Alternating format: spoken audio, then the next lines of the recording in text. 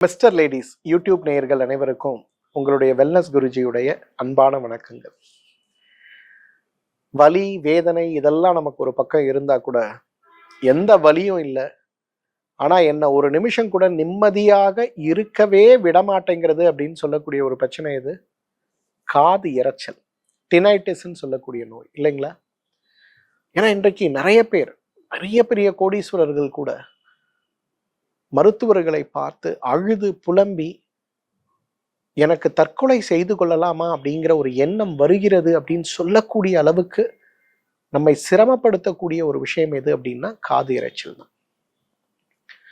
காது இரைச்சல் இன்றைக்கு ஏற்படும் போது காதுகளில் இருக்கக்கூடிய சவ்வில் ஏற்படுகின்ற தேவையற்ற அதிர்வுகளும், காது நரம்பு சார்ந்த ஒரு பலவீனங்களும், நீண்ட காலமாக இருக்கக்கூடிய சைனஸ் நோயும், மூளையிலிருந்து நேரடியாக காதுக்கு வரக்கூடிய நரம்புகளில் இருக்கக்கூடிய சோர்வும் பலவீனங்களும், விபத்துகளும் காயங்களும், அடிக்கடி ஏற்படுகின்ற காதுகளுடைய தொற்றுக்களும், ஏதோ ஒரு சண்டையில குறுக்க போயிட்டா என்ன ஒரு அடி கொடுத்தாங்க, அந்த அடியிலிருந்து எனக்கு காது இரைச்சல் அதிகமாகி விட்டதுன்னு சொல்லுகின்ற நிலைகளும், காச நோய்க்காகவும் புற்றுநோய்க்காகவும் கொடுக்கக்கூடிய சில வகையான மருந்துகளும் இன்றைக்கு மிகப்பெரிய அளவில் நமக்கு பாதிப்பை ஏற்படுத்தக்கூடிய காரணங்களாக நம்ம பார்க்கிறோம்.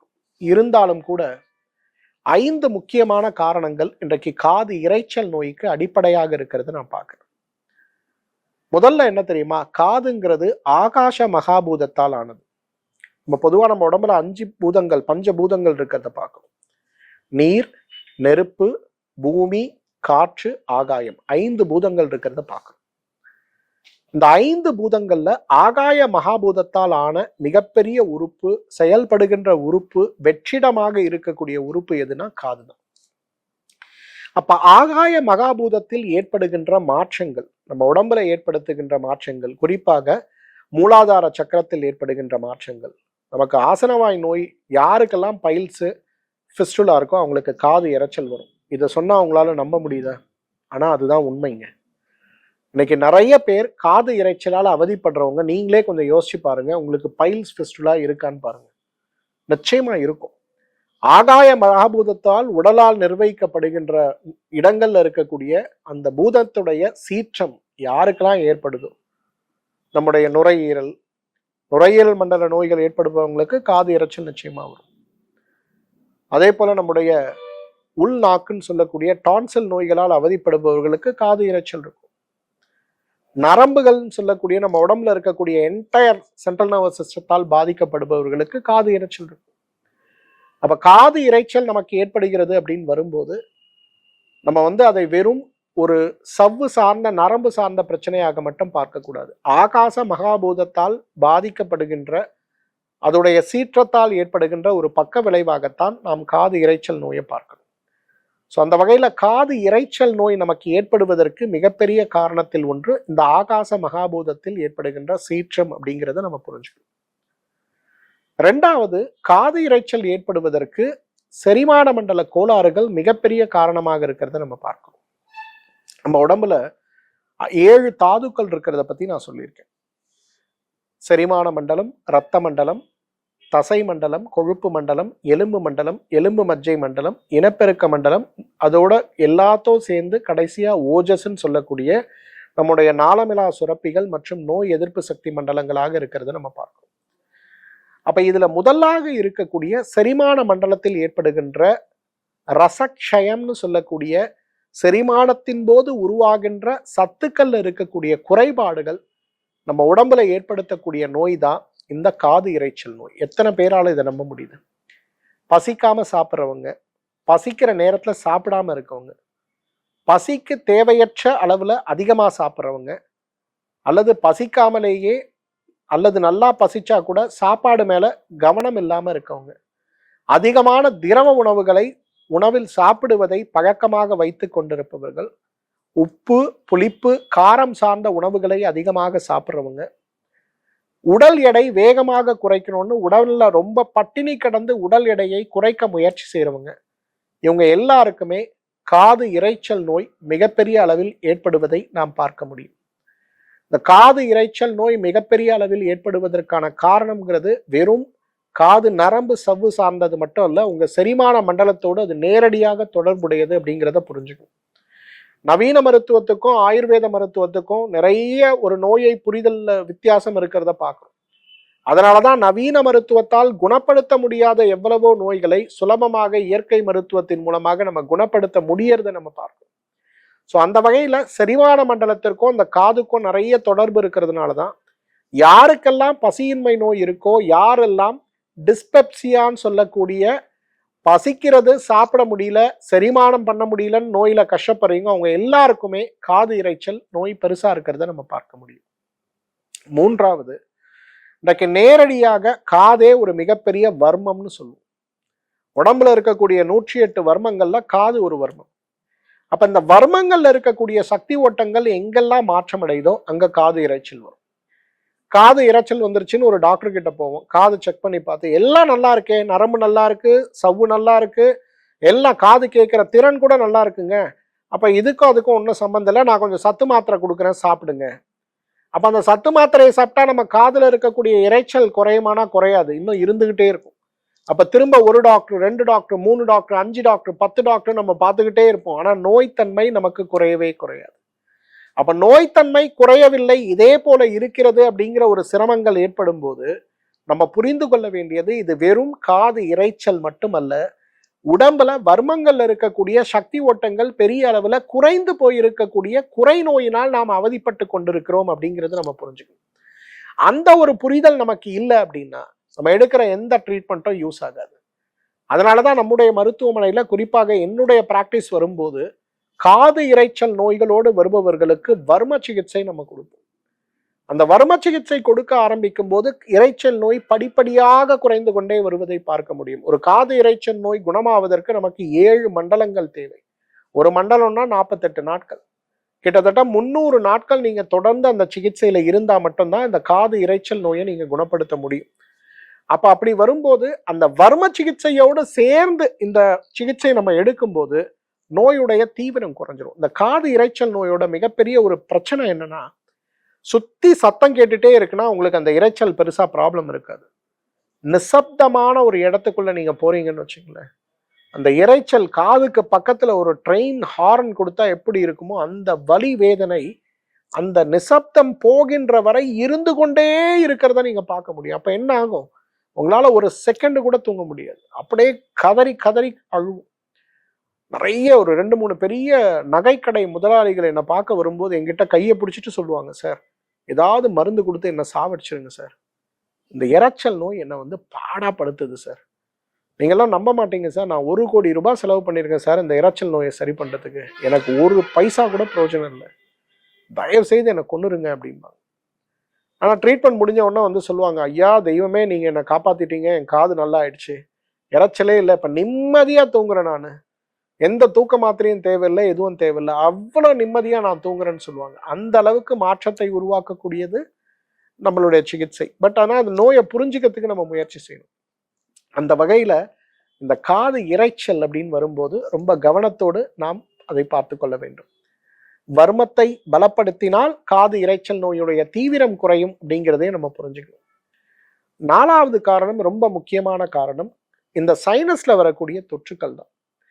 பொதுவாக அந்த சைனஸ்ல நமக்கு தொற்றுக்கள் வரும்போது என்ன ஆகும், கொஞ்சம் கொஞ்சமா நம்முடைய உடம்பு பாதிச்சுட்டே இருக்கும்.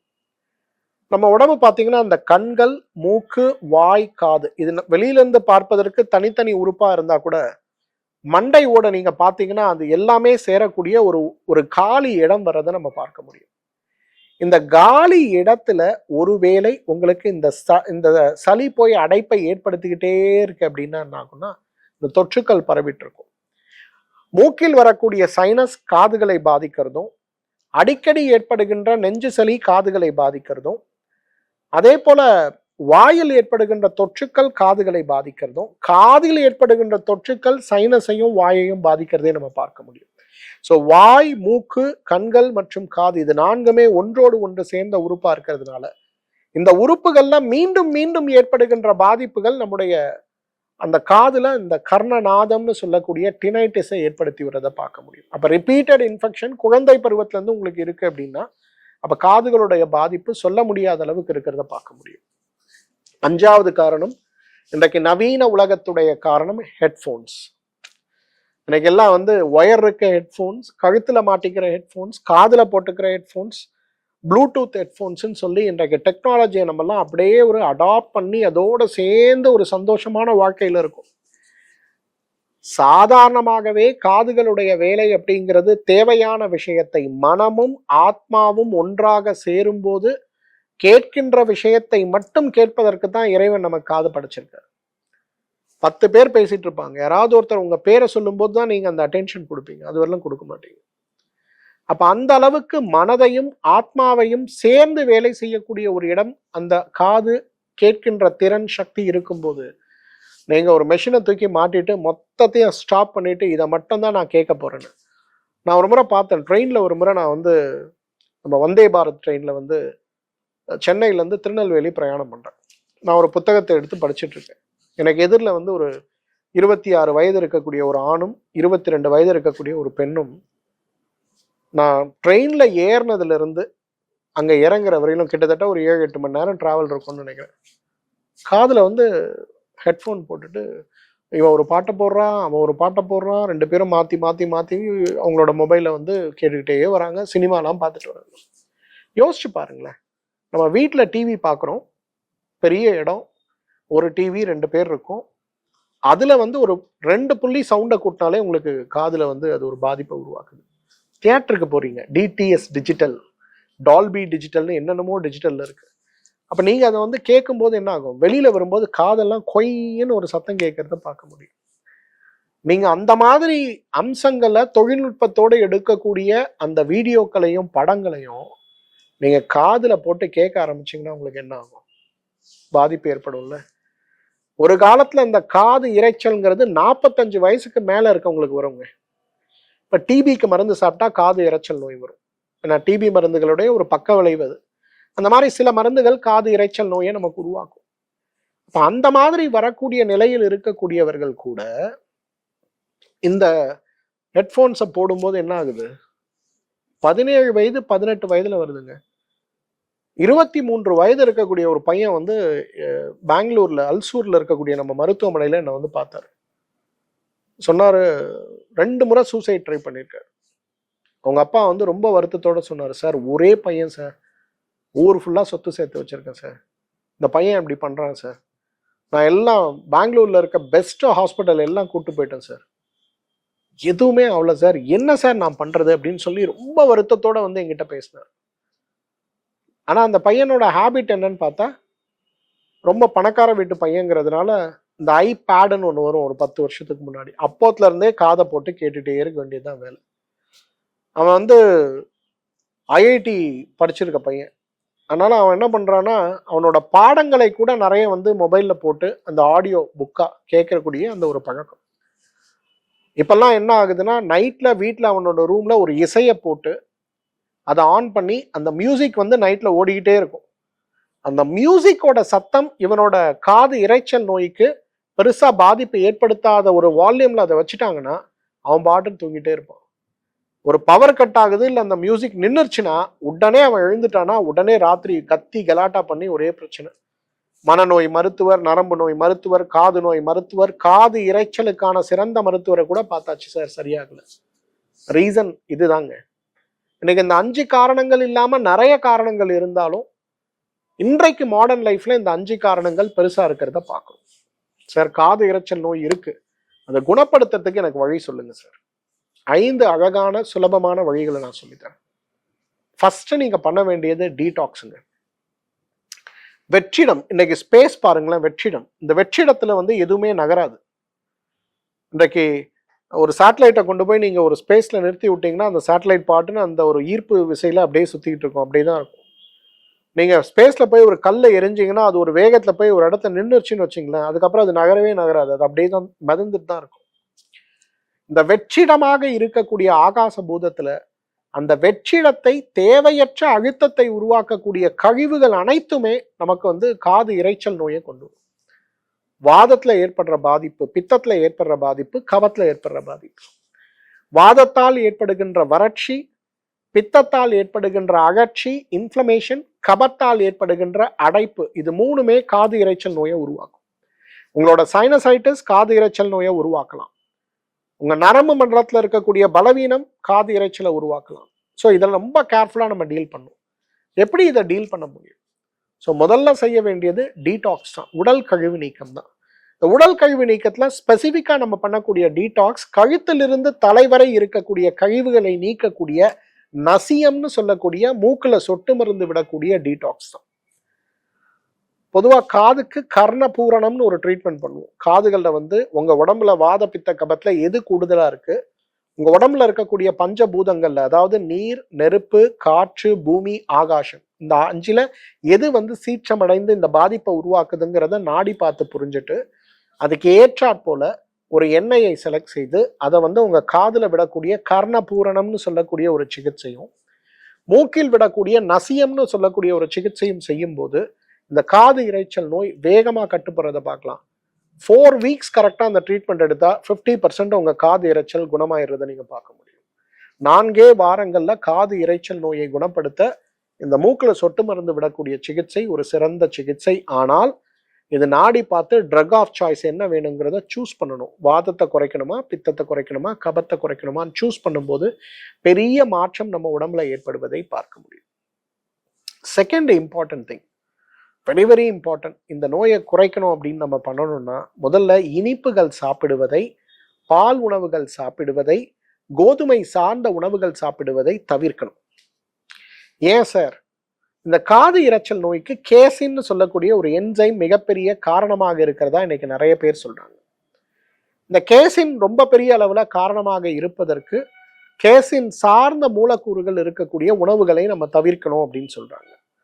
அப்போ கேசின் என்சைம் எதில் நிறைய இருக்குது? பாலில் நிறைய இருக்குது, ஒயிட் சுகரில் நிறைய இருக்குது, கோதுமையில் நிறைய இருக்குது. அப்போனா நம்ம இந்த 3 உணவுகள் சார்ந்த எல்லா உணவுகளையும் நிறுத்தணும். பால், மோர், தயிர், வெண்ணெய், நெய் எல்லாத்தையும், சீஸ், பன்னீர் எல்லாத்தையும் ஸ்டாப் பண்ணணும். பிரெட்டு, பன்னு, கேக்ஸு, பிஸ்கெட்ஸு எல்லாத்தையும் ஸ்டாப் பண்ணணும். ஒயிட் சுகர் சேர்ந்த ஸ்வீட்ஸ் எல்லாத்தையும் அவாய்ட் பண்ணுங்கள். காஃபி டீயில் கூட வெள்ளை சக்கரை போடாதீங்க, நாட்டு சக்கரை போட்டுங்க. கரெக்டாக பண்ணுங்க. இதுவே காது இரைச்சலை குறைக்கக்கூடிய மிகப்பெரிய ஒரு ட்ரீட்மெண்ட். நான் ஏன் உணவுல இருந்து ஆரம்பிக்கிறேன், டீடாக்ஸ் இருந்து ஆரம்பிக்கிறேன்னா இதை செஞ்சா தான் பலன் கிடைக்கும். மருந்துகளால் கிடைக்கக்கூடிய பலன்களை விட இது சிறந்த பலன் கொடுக்கும். அப்ப காது இரைச்சலை குறைக்கக்கூடிய 2வது பெஸ்ட் திங் நம்ம பண்ணணும் என்னன்னா கோதுமை சார்ந்த உணவுகள், வெள்ளை சர்க்கரை சார்ந்த உணவுகள், அதே போல பால் சார்ந்த உணவுகள். இந்த 3ஐயும் நம்ம அவாய்ட் பண்ண முடியும்னா ஒரு பெரிய சேஞ்ச் வரதை நிச்சயமா நம்ம பார்க்கலாம். தேர்ட் இம்பார்ட்டன்ட் திங், ரொம்ப ஸ்ட்ரிக்டா நம்ம பண்ண வேண்டிய 3வது விஷயம் என்ன? ஒரு அழகான அருமருந்தை நான் சொல்லித்தரேன். சீந்தில் கொடி, சுக்கு, கண்டங்கத்திரி, திப்பலி 4 பொருள் தான். நாட்டு மருந்து கடையில் போய் கேட்டிங்கன்னா ஒரு 100 ரூபாய் கொடுத்தீங்கனாலே இது 3மே கொடுத்துருவாங்க. ஒரு 50 கிராம் சீந்தில் கொடி வாங்கிக்கோங்க, 50 கிராம் சுக்கு, 50 கிராம் கண்டங்கத்திரி, ஒரு 25 கிராம் திப்பலி வாங்கிக்கோங்க. இது எல்லாத்தையும் போட்டு அரைச்சி ஒரு பொடி பண்ணி வச்சுங்க. டெய்லி காலையில் எழுந்த உடனே ஒரு 5 கிராம் இதை எடுத்து எல்லாத்தையும் கலந்தே நீங்கள் பொடி செஞ்சு வச்சுக்கலாம். ஒரு 300 மில்லி தண்ணி எடுத்து அதில் 1 ஸ்பூன் இதை போடுங்க, 5 கிராம் போடுங்க, நல்லா கொதிக்க வைங்க. இந்த 5 கிராம் அந்த 300 மில்லி கஷாயத்தை அப்படியே சுருக்க வச்சு 100 மில்லி கொண்டு வந்துடுங்க. வடிகட்டுங்க. வடிகட்டி எடுக்கக்கூடிய இந்த சீந்தில் கொடி, சுக்கு, கண்டங்கத்திரி, திப்பலி கஷாயத்தை காலையில் ஒரு வேளை, நைட்டு ஒரு வேளை ஒரு சொட்டு தேனோ இல்லது பனங்கற்கண்டோ போட்டு ஒரு டீ மாதிரி குடிங்க.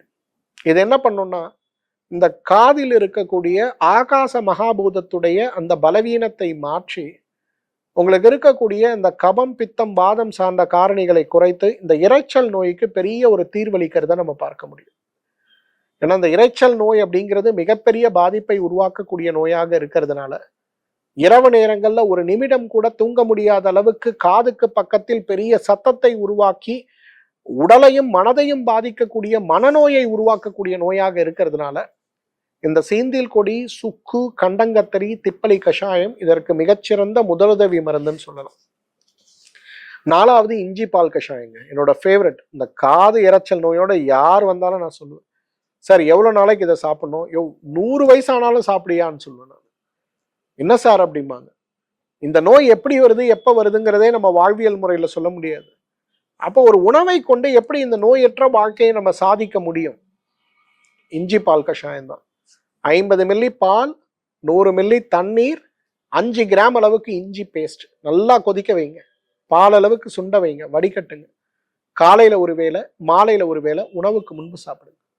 இதை சாப்பிட்டாலே உங்களுக்கு அந்த இடத்துல இருக்கக்கூடிய அந்த தேவையற்ற கர்ண நாதம்னு சொல்லக்கூடிய அந்த சத்தம் குறைந்து கொண்டே வருவதை பார்க்க முடியும். குணமான பிறகு கூட இதை கண்டினியூ பண்ணுங்க, உங்களுக்கு பிரச்சனை இருக்காது. 5th ரொம்ப முக்கியமானது. ஒருவேளை இந்த 4மே எனக்கு பண்ண முடியல, நான் என்ன பண்ணலாம்? டினிட் கேப்சூல்ஸ், TINIT, டினிட் கேப்சூல்ஸ். இந்த டினிட் கேப்சூலை போல காது இரைச்சல் நோய்க்கு மிகச்சிறந்த மருந்தே கிடையாது. சென்னையில் இருக்கக்கூடிய ஒரு மிகப்பெரிய நகைக்கடை முதலாளி ஒரு முறை என்னை வந்து சந்திச்சார். அவர் வரும்போது அவங்க மனைவியை கூட்டிட்டு வந்திருந்தார். அவங்க மனைவி அப்படியே கண்ணெல்லாம் வீங்கி போய் ரொம்ப பார்க்கறதுக்கே பரிதாபமா ஏதோ பெரிய நோயினால அவதிப்பட்டு கொண்டிருக்கிறார்கள் அப்படிங்கிற சொல்ற அளவுக்கு ரொம்ப ஒரு கவலையோட வந்திருந்தாங்க. அவங்கள நான் உட்கார வச்சு என்னம்மா பிரச்சனை அப்படின்னு கேட்கும்போது ஃபர்ஸ்ட் ஒரு 5 நிமிஷம் அழுதாங்க. அழுது முடிச்ச பிறகு என்கிட்ட சொன்னாங்க, சார் அந்த காதுல இரைச்சல் நோய் என்னால தாங்க முடியல. இன்னைக்கு இருக்க பெரிய மருத்துவரை பார்த்துட்டேன், நிறைய மருந்து சாப்பிட்டேன், காதுக்கு ஆப்ரேஷன் கூட பண்ண சொன்னாங்க, பண்ணிட்டேன் சார். ஆனா அந்த நோயினால நான் ரொம்ப அவஸ்தைப்படுறேன். எங்களுக்கு எல்லாமே இருக்கு, நாங்க கஷ்டப்படுற காலம்லாம் முடிஞ்சு போய் இன்றைக்கு குழந்தைகளோட பேர குழந்தைகளோட மகிழ்ச்சியா இருக்கக்கூடிய காலத்துல நாங்க இருக்கோம். ஆனா எனக்கு வந்து இந்த காது இரைச்சல் நோய், அமெரிக்கா கூட போய் நான் ட்ரீட்மெண்ட் எடுத்துட்டு வந்துட்டேன் சார். அவங்க ஒரு மிஷின் மாதிரி கொடுத்து காதுல மாட்டிக்க சொல்றாங்க. அதை மாட்டினா கொஞ்சம் இரைச்சல் குறையுதே தவிர ராத்திரி நேரங்கள்ல அது இல்லாமையே என்னால தூங்க முடியல, வாழ்க்கையே வேதனையா இருக்கு சார் அப்படின்னு வந்தாங்க. பெரிய நகைக்கடை முதலாளி. அவரும் வந்து ரொம்ப வருத்தப்பட்டாரு. என்ன சார், நாங்க கஷ்டப்படுற காலத்துலலாம் கஷ்டப்பட்டுட்டோம், இப்ப நிம்மதியா ரிட்டையர்ட் லைஃப்குள்ள போலான்னு பார்த்தா இது என்ன பாடாப்படுத்துது சார் அப்படின்னாரு. அப்ப அவருக்கு டினிட் மாத்திரைகளை நான் கொடுத்தேன். இந்த டினிட் மாத்திரைகளை காலை 2, மதியம் 2, இரவு 2ன்னு ஒரு 30 நாளைக்கு மட்டும் சாப்பிடுங்கம்மா. இதுவரையிலும் நீங்க எவ்வளோ பண்ணியிருப்பீங்க. இது கூட இந்த சீந்தில் கொடி கஷாயம், நம்ம சாப்பிட்ற உணவில் இருக்கக்கூடிய தேவை எல்லாத்தையும் கரெக்ட் பண்ணி அவங்களுக்கு எழுதி கொடுத்தேன். உணவுல வந்து இந்த பால் உணவுகள், கோதுமை உணவுகள், வெள்ளை சர்க்கரை சார்ந்த உணவுகளை 100% அவாய்ட் பண்ணுங்க அப்படின்னு. அதுக்கு மட்டும் அவங்க கொஞ்சம் ரெசிஸ்ட் பண்ணாங்க. ஐயோ, தயிர் சாப்பிடாம நான் எப்படி இருப்பேன், மோர் சாப்பிடாம எப்படி இருப்பேன். நான் சொன்னேன், 1 மாசம் தயிரும் மோரும் சாப்பிடலன்னா நம்ம உயிர் போகாது, கவலைப்படாம பண்ணுங்க அப்படின்னு. 30 நாள் கழிச்சு என்னை வந்து பார்க்கும்போது ரொம்ப மகிழ்ச்சியா சொன்னாங்க, சார் ஒரு 30% அது குறைஞ்சிருக்கு சார், ரொம்ப சந்தோஷமா இருக்கு. இவ்வளோ செலவு பண்ணி எனக்கு வந்து போகாத ஒரு காது இரைச்சல் நோய், நீங்க ஜஸ்ட் இதை ஃபாலோ பண்ணுங்கன்னு சொன்னீங்க, இவ்வளோ அழகா குணமாயிடுச்சு சார். இது ஒரு மிராக்கிளா இருக்கு சார். ஆயுர்வேதத்துல, தமிழ் மருத்துவத்துல இவ்வளவு வேகமாக நோய்கள் குணமாகுமா அப்படின்னு அவங்களோட ஒரு ஆச்சரியமான ஒரு கேள்வியை கேட்டு. இதெல்லாம் இன்னைக்கு வந்து இயற்கை மருத்துவத்துடைய ஸ்பெஷாலிட்டினே நம்ம சொல்லலாம். குணமாக்க முடியாத நாட்பட்ட நோய்களை குணமாக்குவதுதான் இயற்கை மருத்துவத்துடைய ஸ்பெஷாலிட்டிங்கிறத நம்ம புரிஞ்சுக்கணும். ஸோ அந்த வகையில இன்னைக்கு இந்த டினெட் மாத்திரைகள் காலை 2, மதியம் 2, இரவு 2 உணவுக்கு முன்பு நம்ம எடுத்தாலே மிகப்பெரிய அளவில் மாற்றத்தை நாம் அடைய முடிவதை பார்க்க முடியும். இன்றைக்கு நம்மளோட குடும்பத்துல நிறைய பேர், நம்முடைய நண்பர்கள், தோழர்கள், பெண்கள் குறிப்பாக நிறைய பேர் பார்த்தீங்கன்னா அந்த இரைச்சல் நோயினால எப்படா சாகலான்னு காத்துட்டு இருக்கக்கூடிய அளவுக்கு வேதனையோடு இருக்கிறத நம்ம பார்க்கிறோம். இந்த வீடியோவை அவங்க கூட ஷேர் பண்ண முடியுமான்னு பாருங்க. நான் சொன்ன வாழ்வியல் முறை என்னவோ அதை முக்கியமா ஃபாலோ பண்ணுங்க. ஒருவேளை அதுல உங்களுக்கு அதிகமான மாற்றம் தெரியலனா டினிட் மாத்திரைகளை பயன்படுத்த முடியுமான்னு பாருங்க. எடுத்த உடனே எல்லாரும் டினிட் மாத்திரைக்கு ஜம்ப் பண்ணாதீங்க. சின்ன சின்ன மாற்றங்களை உங்க வாழ்வியல்ல கொண்டு வாங்க. நோய் வருவதற்கான காரணம் என்னங்கிறத புரிந்து கொள்ள முயற்சி பண்ணுங்க. நசியம்னு சொல்லக்கூடிய அந்த சிகிச்சையும், கர்ணபூரணம் அப்படிங்கிற ஒரு சிகிச்சையும், உங்க வீடு பக்கத்தில் இருக்கக்கூடிய ஒரு ஆயுர்வேத மருத்துவரை, சித்த மருத்துவரை சந்தித்து இந்த சிகிச்சையை அந்த மருத்துவர்கள் பரிந்துரை செய்யற மாதிரி நாடி பார்த்து பரிந்துரை செய்யற மாதிரி அந்த சிகிச்சையை எடுத்துக்கொள்ள முடியுமான்னு பாருங்க. முறையான வாழ்வியல் முறையோடு, உடல் கழிவு நீக்கத்தோடு, இந்த பால், கோதுமை, வெள்ளை சர்க்கரை சார்ந்த உணவுகளை தவிர்த்து அதே நேரத்துல டினிட் மாத்திரைகளை நம்முடைய வாழ்வின் ஒரு பகுதியாக மாற்றிக்கொள்ள முடியும்னா, தீர்க்க முடியாத நோயும், தூங்க முடியாத அளவுக்கு வேதனை கொடுக்கக்கூடிய நோயும், மனச்சோர்வையும் உடல் சோர்வையும் கொடுத்து தற்கொலை எண்ணத்தை தூண்டக்கூடிய அளவுக்கு இருக்கக்கூடிய இந்த நோயுடைய தீவிரத்தை குறைத்து ஒரு ஆரோக்கிய பெருவாழ்வு நாம் வாழ முடியும்.